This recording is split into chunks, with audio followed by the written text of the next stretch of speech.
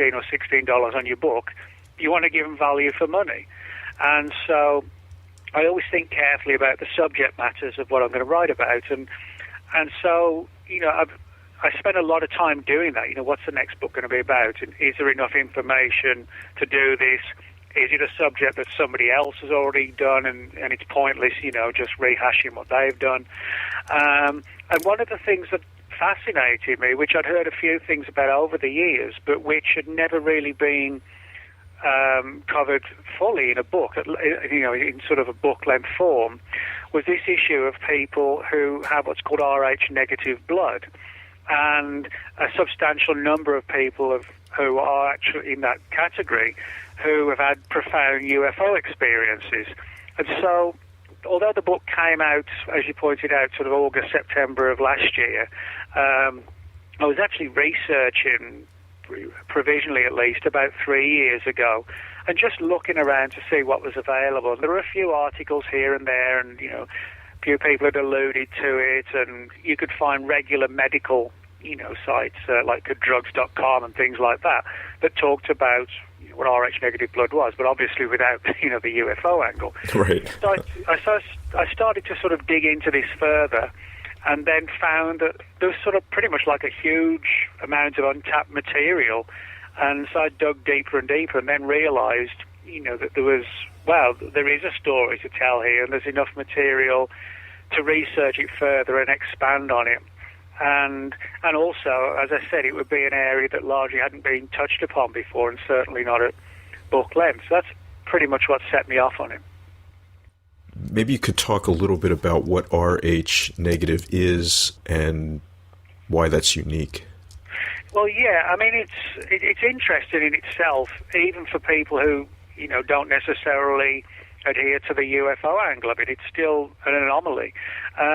Basically, there are 4 primary types of blood. That's A, B, AB, and O. Those are the 4 main ones. And they're primarily derived from what are called the antigens of a person's blood cells. And antigens are proteins found on the surfaces of the cells themselves. They combat viruses and bacteria. Now, there's a small percentage of the human population whose blood is very different to the rest of the population, and they're called the Rh negatives. And again, it's essentially the negative angle is derived from this issue of whether or not you have these particular antigens. And to sort of give you a rough figure of how low, or how small, I should say, the number of Rh negatives is, if you look at from the United States, for example, less than 15% of all Caucasians are Rh negative. It's round about 8 to 9% of African Americans are Rh negative, and for Asian Americans, it's only like 1 to 3% are Rh negative. So, in other words, the figures are extremely low.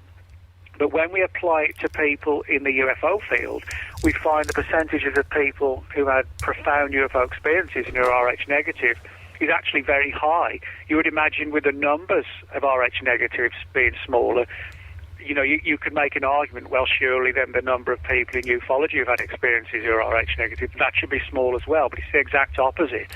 And that's what kind of really makes a lot of people think, wow, there's more to this than meets the eye. And there's a lot of very weird stuff with people who are Rh negative. And I don't mean that in as a slur or anything like that. It's more like an intriguingly weird issue.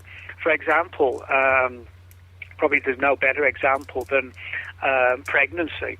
For example, if you have a man who's Rh negative and a woman who's Rh positive, the woman becomes pregnant, and if during the pregnancy the blood of the growing baby, the fetus, mixes with the mother's blood, Rh positive mixed with Rh negative, can actually cause disaster.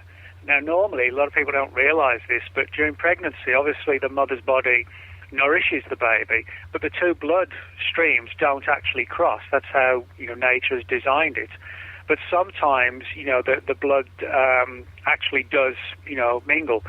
When that happens, and as I said, you've got an Rh negative baby developing, and you've got a mother who's Rh positive, the mother's immune system actually tries to kill the unborn fetus.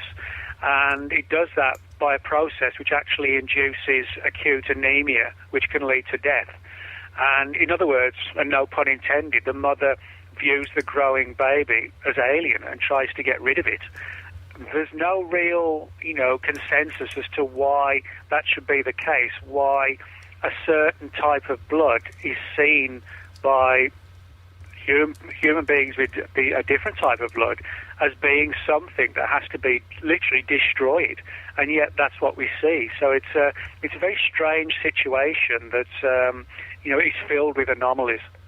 Yeah. Now, is it the same in reverse, where if you have an Rh negative mother and the baby is Rh positive, you'd have a similar type of danger? Yeah, the danger comes not from being pregnant with a baby that's of a different group. It's when the blood groups mingle. That's the problem. That's the problem. Yeah. Yeah. Excuse me, I should not so much the blood groups, but the Rh negative versus Rh positive. That's when the problems occur. When it often happens is if a woman becomes pregnant, and sometimes there are concerns about the baby, the growing fetus. Sometimes a woman will be given this procedure called amniocentesis. It's in simple terms, it's like the insertion of a needle to extract cells from the baby to see if it's growing properly and there are no abnormalities. And during that process, blood can obviously come from the fetus because they're taking cells. And that's when the blood can mix. I said normally it doesn't. So any sort of combination of that negative versus positive can cause that issue to occur. Now, fortunately, today we know a lot about this, and so the medical community, has perfected extremely good drugs to prevent this from happening. That's why when a woman becomes pregnant, blood tests are made to determine Rh negative versus positive and what the father is, and to ensure that this doesn't happen. So for the most part today, it doesn't happen. It's like a lot of diseases we've eradicated, providing we keep things in check, everything's okay. It's just, if particularly unfortunately in a lot of the third world countries where there just isn't the money and the medicine available, happens in those sort of locations more, than it does in the Western world, so to speak. Mm-hmm. Now, in your book, I believe you also noted some other interesting characteristics of Rh negatives as well, right? Yeah, well, for example, typically, we can never be 100% sure on everything because, we need to ensure that we have a sort of a significant number of people that can be compared to others.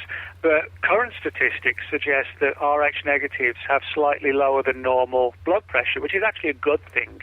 You don't want your blood pressure to be too low where you stand up and you keel over and cut your head open, But normal figures are around about 120/80. Yours is sort of 110/70. That's really good. That's good in terms of combating heart disease and strokes and things like that. So they have slightly lower than normal blood pressure. Also slightly lower than normal pulse, which is also a good thing. There's nothing wrong with having a slower pulse. And also this very intriguing but weird issue of having an extra vertebra in their spine. That's something that crops up on a number of occasions. Now, this is actually something that happens across the board in the human population, and most people who've got an extra vertebra, it actually is a very small percentage of the population. Most people don't even know and wouldn't know unless they'd had back surgery or, have the back x-rayed if they'd had an accident, and the doctor might bring it up with them. Or they might not even bring it up with them because it's not an issue, it's not a health issue. It's just an anomaly that occurs, but it happens more in the Rh negatives. Also, a less of a tolerance to high heat, which often results in sort of hives and rashes and just not being able to tolerate high temperatures. Very often it's been reported that Rh negative, that their body temperature seems to heat up quickly, they're more prone to heat stroke and things like that. Probably, for me at least, the most intriguing thing is sort of more one of the psychological issues, that being that so many RH negatives feel drawn to the UFO subject. Not even just people who've had abduction experiences or, really incredible encounters, landings or face-to-face confrontations, but people who may not have even had an experience, or at least consciously, but who feel drawn to the subject. There's so many people who are RH negative who have felt compelled to look into the UFO subject, and they become authors in the subject, they become researchers, etc., etc. So you put all this together, and it's almost like we're seeing something where the UFO angle is somehow encoded, if you like, in the DNA, in the blood, in the psyche, in the cells of the RH negatives.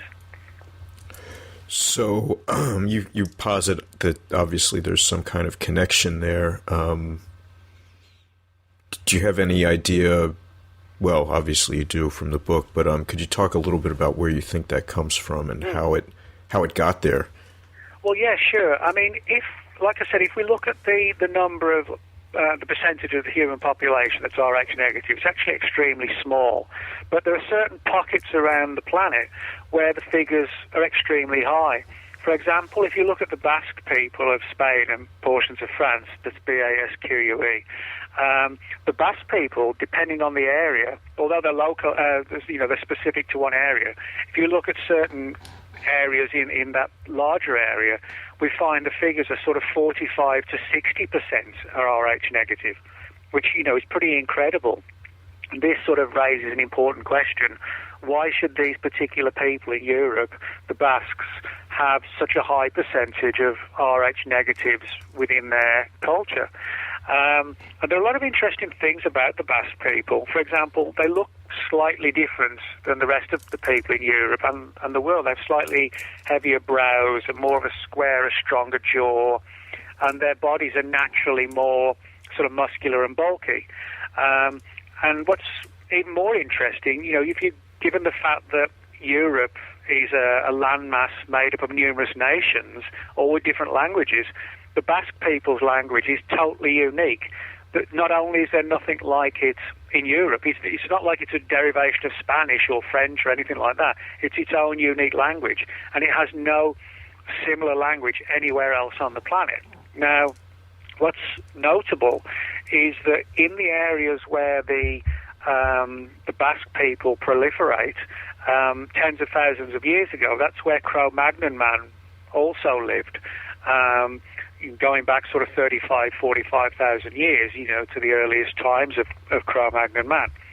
So the fact that we have high percentages of RH negatives in the areas of the planet where the Cro-Magnons lived, this has given rise to the theory, well, could the Cro-Magnons have been RH negative, and the Basque people, looking slightly different, having their own unique language, and being in the same areas as the Cro-Magnons, they could very well have inherited, they could have been absorbed into early humans.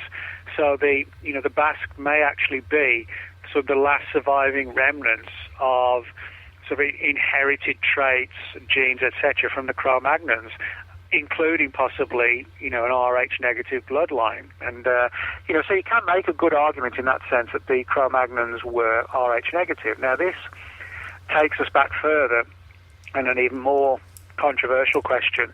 How is it that the RH negative lineage, if you like, in the Cro-Magnons came to be if, say, for example, we're not seeing any evidence of it in, the Neanderthals or some of the early humans, the very early primitive humans that came out of Africa? Why is it just this one? And this sort of opens it all up to the issue of like ancient astronauts and people like Zecharia Sitchin postulating that early humans may have been genetically manipulated to create sort of like a more robust human type creature with intelligence that essentially could be used, as he saw it at least, as a slave race. So in other words, he felt that these anomalies in the human race and development and sort of spontaneous or near spontaneous eruptions of different types of humans in different parts of the world may not have been due to nature or the theory of evolution, but could have been by direct intervention, if you like, by aliens. I'm fairly certain